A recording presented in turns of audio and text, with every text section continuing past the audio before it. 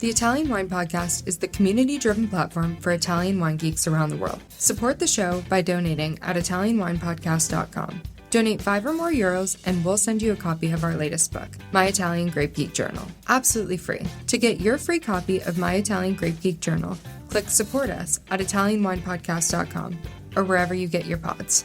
Grazie mille.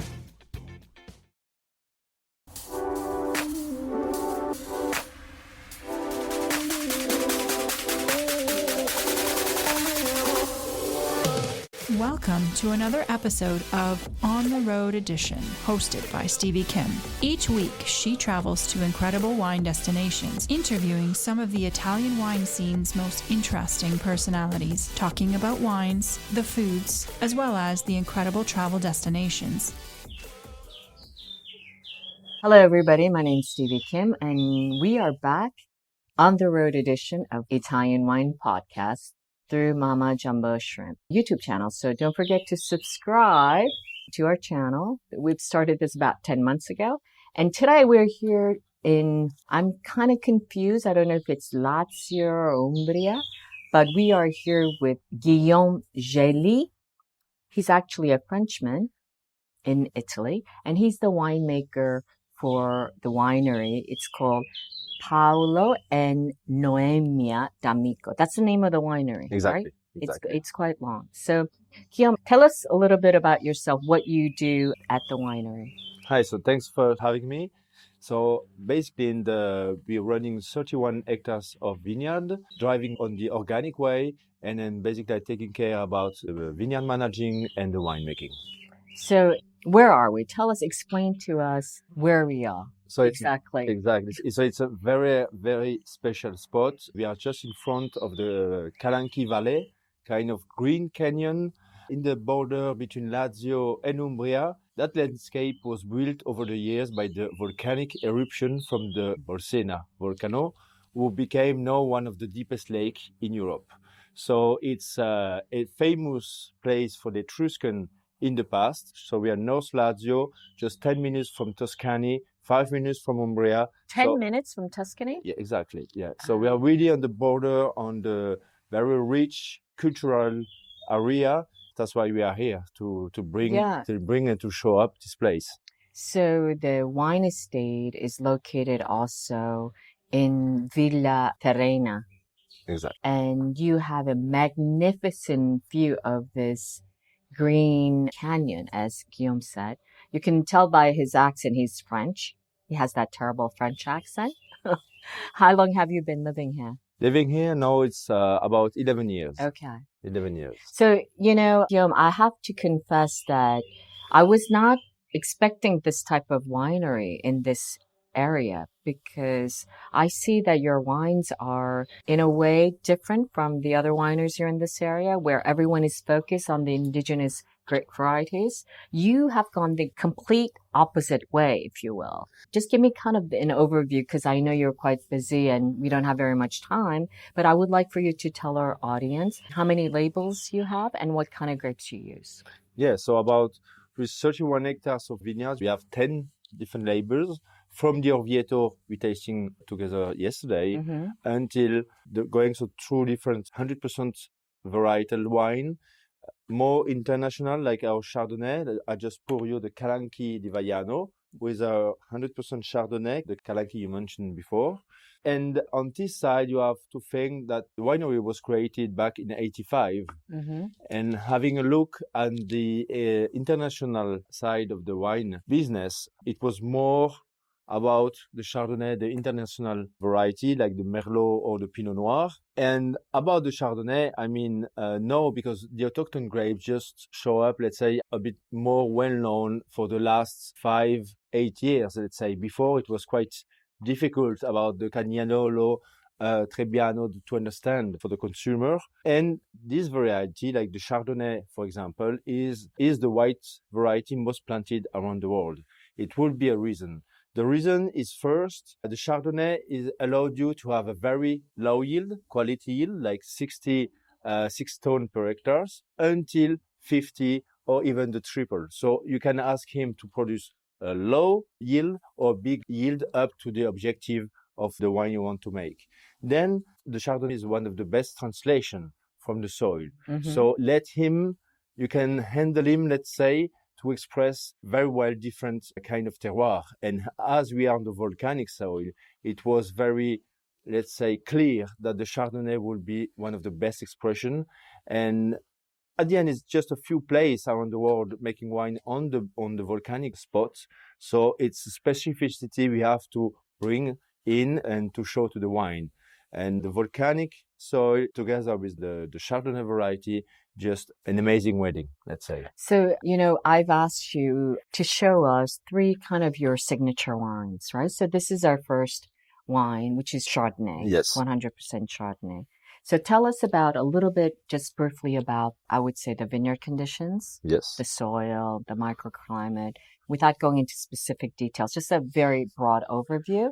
And of course, the winemaking.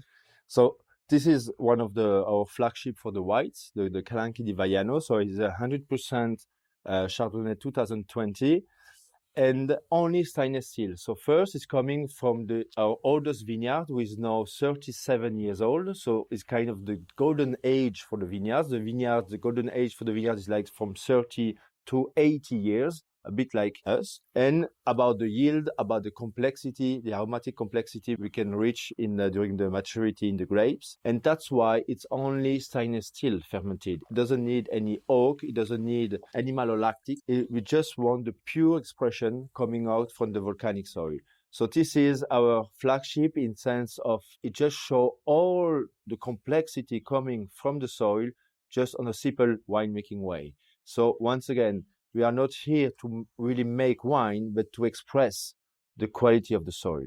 So this is kind of the essence of the Chardonnay from this area. Yes. That's what you want.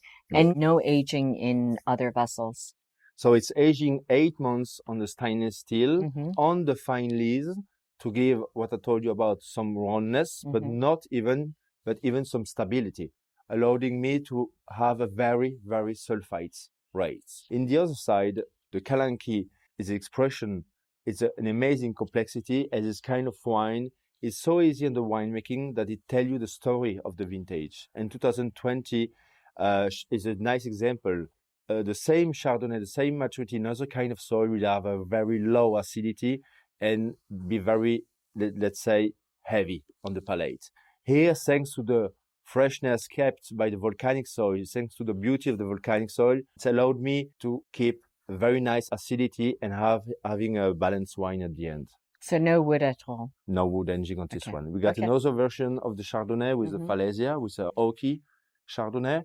But let's say this one, you want to have a first approach or a first touch to the winery. I mean, the Calanchi, after the Orvieto, the Calanchi is really meaning a lot for us. And how many bottles are you producing of this? Of this one, we are about 30,000 bottles. And in total? So we're still on the family size winery, and it's about 200,000 bottles a year. So the second one, still speaking about the variety. So here we are back on the autochthone variety. We got our Orvieto, which is made with the autochthone variety. And then the Agila. Agila is our newborn wine, existing for 3 years now. It's 100% Gregetto with our local grapes, the autochthone grapes here in the Tuscia, in the Calanchi. And it's fermented in amphora. So it was not just about doing a Gregetto in stainless steel or in oak, but it was looking deeply how we can reach a bigger body, having an aging potential more important, but staying on the fruity part. And until now, it was more assimilated to the barrel. But the barrel have a taste impact, organoleptic impact, obviously. And here we're looking, the amphora brings some neutrality on the taste, but let the wine breathe like a barrel. So you got a full expression of the Gregetto, and it's all magnificent by the amphora. So it's a kind of new horizon. It's back to the basic. I mean, we are here, the amphora was stored here, the Etruscan, this is an Etruscan amphora you saw on the label. So, and the name is linked to the Etruscan amphora too. We are just looking back in the past and applicating to the new method, let's say. And is this a smaller production? I mean, you're using the amphora, so I'm imagining that it will be a smaller production. Yeah, at the moment we are about 5,000 bottles a year, increasing the production because we are very pleased that the product gets nice success about our clients. So it will increase in the future, but still staying on the small production. And what is the aging capability of these wines? I mean, infinity. This wine will, so this one is a 2021, just bottle, just born, and it will have easily 10 to 12 years to age. Okay. But when does it nicely. reach the maximum? Like, it doesn't get better after that period. I mean, after 8-9 years. Okay, so and you the will have, optimum period would be to drink after 8 or 9 years. yeah, from 8 until 15 will be the top period, and then maybe you will have you will find some evolution. Are you enjoying this podcast? Don't forget to visit our YouTube channel, Mama Jumbo Shrimp, for fascinating videos covering Stevie Kim and her travels across Italy and beyond, meeting winemakers, eating local foods, and taking in the scenery. Now, back to the show.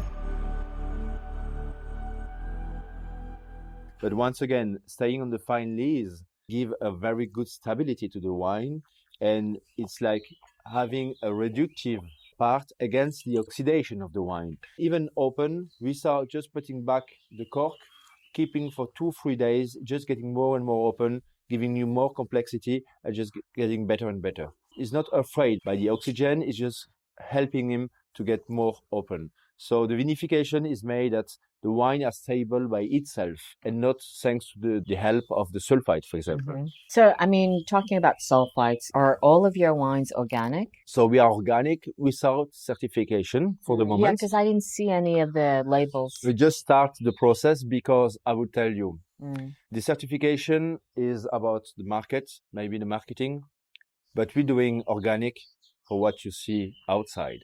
We are the closest to the Calanchi Valley, so it's kind of our responsibility today to be sustainable. Organic for the moment, biodynamic maybe in the future, is the way to protect the nature. And obviously our goal is not only making wine from a terroir, is to keep the potential of the soil, that it will be the same strength, the same potential the next 10, 20, 100 years. So we're just here for a passage, for a few short of time, then to the next generation will coming over. And it's a responsibility. Our generation, it's kind of responsibility, taking care about the landscape or what we're making, the wine is coming from, and without or with a certification.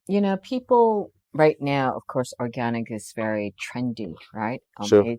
You can say, or natural wines. Yeah. Oh, vegan wines, right? But how do you feel about sustainable wines? How do you differentiate? For you personally, what is the difference between organic and sustainable wine? So basically, sustainable is taking care about it without any official restriction. So it's sustainable for me is a sense, for you is another, for every people got a sense, up to our own action in our everyday life. Being organic is just, moving on this philosophy and making clear to the clients, like the natural wine, is just having the pure expression. Then you can have some nice expression that you doesn't really like, but the aim, the objective at the end is always having the true product, the authenticity of the taste. And that's what I'm fighting against, is the homogenization, how the taste became uniform through the people, like the sweet, people like more sweet, the bitter almost disappeared the last years. Everyone wants to have dry wines. And even more round wine, a lot of roundness, ready drinking wine. So something a bit too easy compared to the complexity of the wine world. Wine needs time. A great wine will never be ready straight away. Then markets needs everything. Wine ready the first year, then maybe able to age. But when you're respecting the wine, it's always about time. And so going on the authenticity of the taste is back to the organic, is back of the terroir speak, having the expression of the vintage. This is the same, sustainable at the end, the results, we're going on the expression of the vintage. And then you can choose natural wine, again, vegan. We could be vegan certificated, as no wines get ever fine, because it's about the fining. But we're doing that for us, not for the marketplace. So, at the end, the intention is always positive. Then is all you can handle it and how really you want to push it forward. Like the amphora, the non-sulfite wines, always how deep you can to reach the most authentic taste. Okay, very good. So you have 10 wines, and how many reds and how many whites? So 6 whites and 4 reds. Okay. And what are your 4 red wines? So the first in terms one of the grape varieties? is a Merlot Syrah, but a young one, only stainless steel that we're putting on the market every year with the new vintage, playing on the freshness, on the flavor, and on the silky, very discreet tannin, very supple, and a very nice expression of the vintage. Then we have the Pinot Noir, Notturno dei Calanchi. I just pour you now, 2018. And here we got another example of the Pinot Noir of the volcanic soils. This wine existing just thanks to the volcanic soil. So Notturno dei Calanchi, exactly. So we are always very linked to the Calanchi. It's our identity. And the Pinot. So the Pinot is maybe the most difficult variety I have to deal with because you have to protect him from the sun. Yeah, otherwise, the sun just burns all the acidity and all the flavors. And a lot of people... What is the altitude here? We are about 300 meters above the sea level. So not really high, but you can still feel it even during nighttime. And the Pinot, so we have very low yield. We are about 5.5 ton per hectares naturally. And we have to protect the sun, from the sun. When do you grapes. Harvest ordinarily? And the harvesting is about mid-September. Let's say from the 10th to the 15th September, about the harvest. And here it's important to reach the phenolic maturity, not about the sugar, and taking care that the sugar is not going really high. And a lot of people, when are coming to us, I say, oh, your Pinot will be kind of jammy, right? I said, no, because we are on the volcanic soil. And here you see the beauty of the volcanic soil that allowed us to produce the Notturno dei Calanchi. Why is this called Notturno di Calanchi? So Notturno dei Calanchi is like a serenade by nighttime on the Calanchi. So having glass, so it's always really on the seductive part of the Pinot that reveals you the atmosphere about the Calanchi, and the serenade is always very romantic. And when do you release this wine? Because we're drinking now the 18. So is this the current vintage in the market? Yes, exactly. So after 12, 15 months up to the vintage, aging in the French oak barrel, this wine was bottled and then just laid down. And we just release every vintage when it reaches the full maturity. You know, the bottling is always the most stressful period for the wine because coming from long and easy, lazy aging period to the stress of the bottling line, the wine needs time to get back and to reach the balance that it was before. So, Guillaume, is it because you're French that we have all these French grape varietals, or let's say international? Or did you find all the wines like this when you started? No, they started the wine before I came. I'm fortunate to find this place. The variety, it was because the owner, Mrs. and Mr. D'Amico, fell in love with Burgundy. That's why we have Chardonnay and Pinot. And as I told you, when you arrived, they were looking for this place first to start the vineyard. Right. And Vaiano, where we are, was well known in the past to be a high quality post for the grapes. So we're speaking about the 8,000th century, 1800, and fixing the price for all the area until Orvieto. So they decided to start the journey here.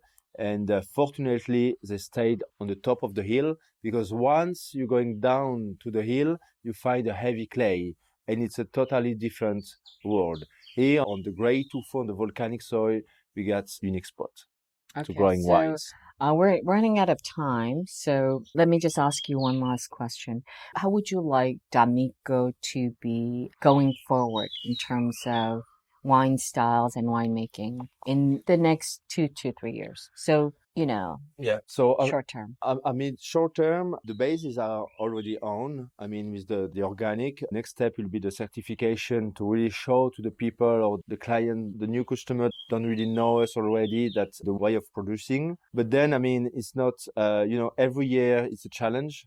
Every year we try to do better in a sense of way. So that's the real challenge, keeping the quality base, always looking for more authenticity. It will be maybe through the biodynamic in a few years, maybe it will be staying like this, but new method like the amphora. At the moment, it is crazy world, having a stable identity and looking deeper in it without changing and without looking what everyone are doing, but just what is the best for you, for where you are from. That's a good target. Okay.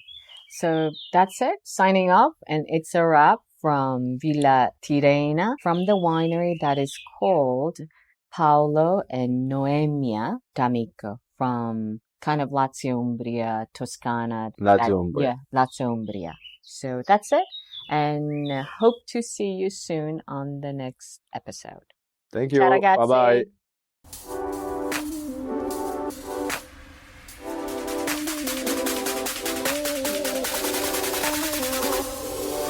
Thank you for joining us on another installment of On the Road Edition, hosted by Stevie Kim. Join her again next week for more interesting content in the Italian wine scene. You can also find us at ItalianWinePodcast.com or wherever you get your pods. You can also check out our YouTube channel, Mama Jumbo Shrimp, to watch these interviews and the footage captured of each location. Chin chin!